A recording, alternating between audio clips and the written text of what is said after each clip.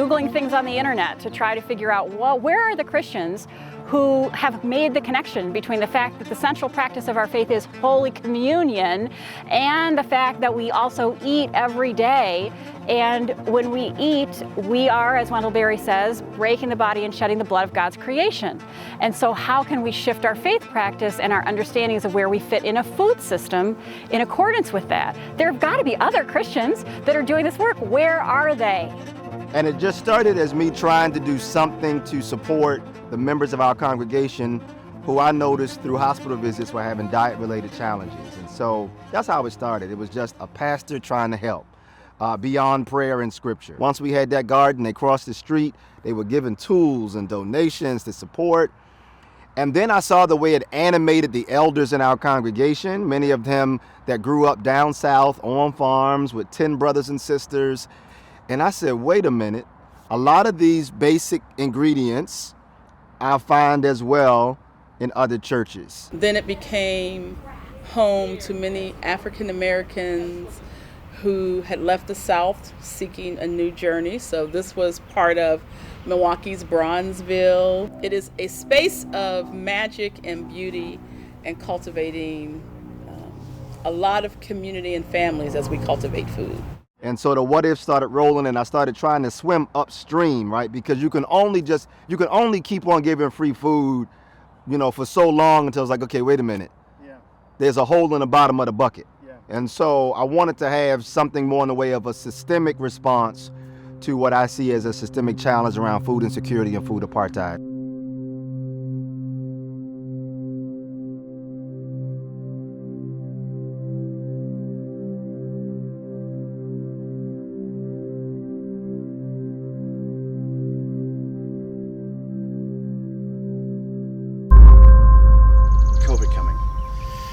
Yeah.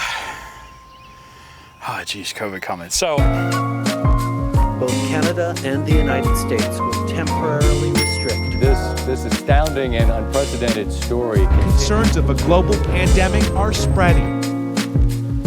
We'd been making plans and we were ready to go mid-March, and then all of a sudden, pre-COVID, we're advancing our work at our church, but also working with other congregations around Baltimore. So as we, as a nation, began to move into stay-at-home orders, it was the same time that we, as a community urban farm, and myself as an herb farmer, began to move into the logistics of the growing season. We're a working farm, and food is grown here throughout the Michigan growing season. Because of concerns around, infecting one another, we had to relocate very, very quickly. Have to start a garden from scratch in the middle of growing season when there was a bunch of stuff we already wanted in. I think one of the things that's become visible to us through this pandemic is the brokenness at the heart of our society. The brokenness of displacement and violence that is part of the legacy of empire and colonialism. As that becomes more visible, it also heightens the hunger for a healing practice of Christian faith.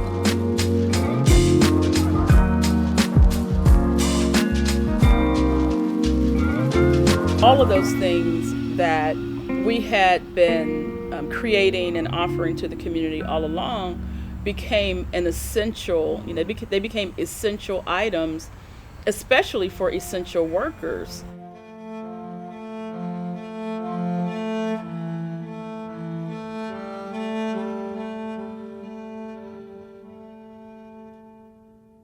There were relationships around the county that I had. People who do community gardening or people who teach environmental science called me up and said, hey, listen, we know that food insecurity is going to be a huge issue on the backside of COVID. As things begin to develop, as folks begin to lose their job, food security is going to become a huge issue. And so can we combine together to figure out a way to increase the amount of locally grown food that we can then put into our food system? We reached out to every farmer and gardener that we could get a hold of and said, we want to build a coalition that is going to try to support our neighbors with fresh produce. Now in COVID, the Black Church Food Security Network is working with congregations and denominations to establish food systems and engaging their food environment in a way beyond charity. What COVID has done and the projections that people are making in terms of how long this is going to be around. As people began to understand that foodstuffs may not, and at that point were not as readily available, they began to project out. It's clicking for a lot of people now that, hey, wait a minute, we can't do this soup kitchen or this emergency food thing forever. What's the long game here? Herbs as food and medicine became real, became extremely real. Keep and Till is part of now a larger network of gardens, some of which are here in this larger garden plot that we're working, who are working together and trying to coordinate our efforts to bring as many farmers and gardeners together. And so COVID created a lot of problems for us in that we had to reimagine our gardening very, very quickly. But at the same time, it also inspired a lot of people because we're all recognizing the needs that were always present but now have kind of risen to the surface. And so in the midst of literally illness and death and horror that we are experiencing in the midst of this pandemic, it isn't the end of God's world and it isn't the end of God's work, and we have the opportunity to be part of the work that God is doing in this time. We have felt essential in what it has meant to be able to offer the community things that have always been at their fingertips, but it became real. So I like to say that our work did not change, it just was magnified. It increased. The respect for the work and what we offer shifted. I've never believed that produce and locally grown food should be limited to an economic class. It should be available to everyone. And so at a time when so many folks were gonna have a hard time getting access to food, can we increase the amount of food that we're producing so that our people are fed? Yeah, I think a lot of grace is required. I think people got to give themselves grace and those around them a whole lot of grace. We've stopped apologizing on Zoom meetings now for our children coming into the shot because we recognize, hey, listen, this is what it is. If you need a moment, go off screen, go get some water, come back. So I think for me, I'm loving the ways in which grace is being extended, and I want to see that continue. I'm seeing hope there. So our labyrinth, which was always open, we have an incredible spiritual caretaker here. Her name is Sherry Johnson, and she has always offered guided labyrinth walks, and we do reading circles and book circles. In this moment, every other week, I have created a walk of whiteness, a labyrinth walk for people of white to come and unpack all of that in this, what does it mean? The pandemic, in the midst of the tragedies of the loss of life, because everyone was a bit more still than they normally had been, you had to pay attention. So again, in the midst of pandemic, in the midst of murder, there is opportunity for reflection and for growth. So I hope we never go back to what we deemed as normal.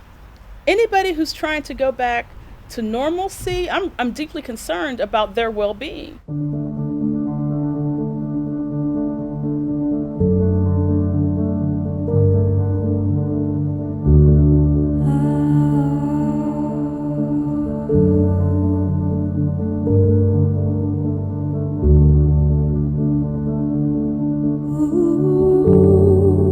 A farmer friend of mine said recently, he was like, Heber, we don't grow food. We just plant the seed. The seed knows what to do. And so that really just gave me a reorientation to this to say, listen, we are in the midst of an ancient and wise teacher that has been here. When I go to the trees in my backyard or look at these trees around us here now, these trees have seen troubling days. They've seen sunshine. They survived us. And they are still standing as our ancient elders.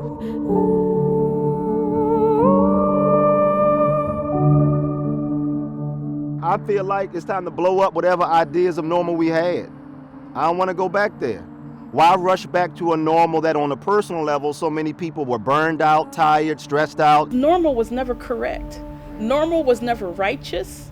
Normal was never about equity and that abundant life that Jesus spoke of for everyone. I've come that everyone can have life and have it abundantly. We can open the economy, but the virus isn't going to go away. And so suddenly something else is centered in our lives, and it's forcing us to realize that we're actually much smaller creatures, and that's a good thing. We're actually a part of our environments. We actually have to respond to the realities in our environment.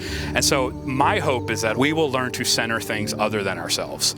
And in doing that, the better world will start to emerge. Keep on saying, I need to spend more time with my family, but you never made time to do it. Your calendar stayed packed, the invitations kept rolling. Why would anybody want to rush back to that? Like, if this is an opportunity where the machine is down and we can make a run for it, let's make a run for it. Let's begin to dream new dreams and have new visions and have courage to experiment and have some experimental alternatives to the lives that we were forced to leave, and prayerfully come out of this with a more whole, balanced, healthy, and loving life. It'll be a more just world. It'll be a cleaner world. It'll be a world where we're much more willing to live in partnership, because all of a sudden we're discovering how much we miss one another and how much we need one another. People are saying things like, how are you? And they mean it. They're waiting for a response. How's your family? And people mean it more. I don't want to rush back to a normal that was numb to that on the interpersonal level, or a normal that was complacent with the injustice and with the discrimination. And I mean, I'm not rushing back to that. And so if this is the time for us to see a new heaven and a new earth, let's rock out. Let's try it. What we have to lose?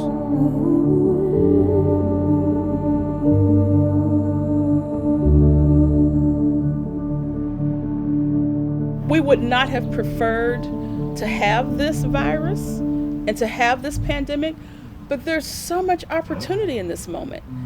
And if you understand the opportunity in the moment, you can transform the moment into something that is life-giving and not just life-taking. COVID is going to bring about a better world because we're centering something else, and that is the first step towards justice.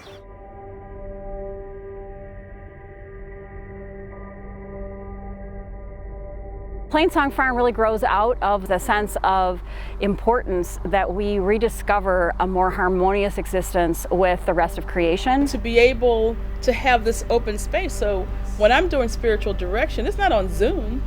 It's in our herbal labyrinth. It's at this table. It's within the midst of this beautiful creation that offers healing in so many ways.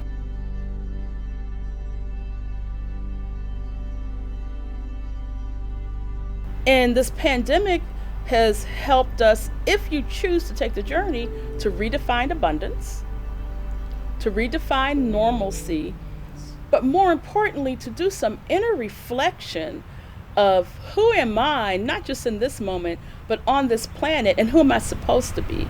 There's a woman who has been around. She's a beautiful and wonderful violin player. Struggles with some autoimmune concerns, to the point where physically getting around becomes much more of a challenge for her. She forced us to think differently, think outside of our ableist kind of ways of thinking. Even though she's not been able to be out, every single post we put up gets shared. Everything we do, she's commenting. And so she's constantly speaking back to us about the importance of this work. Forget us ministering to somebody.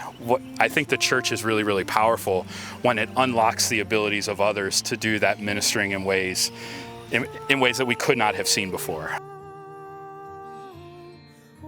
There have got to be other Christians that are doing this work. Where are they?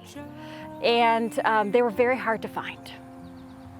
And I thought I might be the only one. I had never had a response to anything like I had a response to this set of links to the Christian food movement. When I put it out into the world, more contacted me and said, I thought I was alone, or did you know about this too? And that's when I realized there was something much bigger that we were all part of, that I didn't start, that God started when Christ said that his last, in his last act of ministry was feeding people.